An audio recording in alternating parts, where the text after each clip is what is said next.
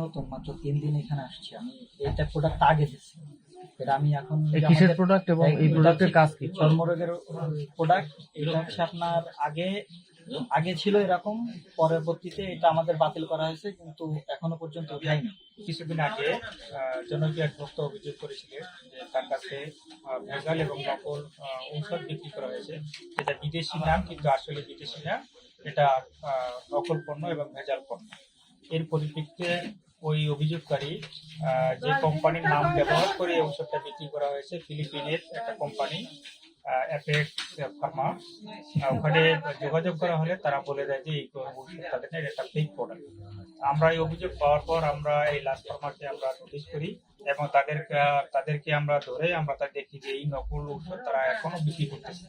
এর পরিপ্রেক্ষিতে আমরা তাদের ঔষধ যেগুলো ছিল সেগুলো আমরা দেখি এবং তারা স্বীকার করে যে তাদের ভেজাল এবং নকল ঔষধ।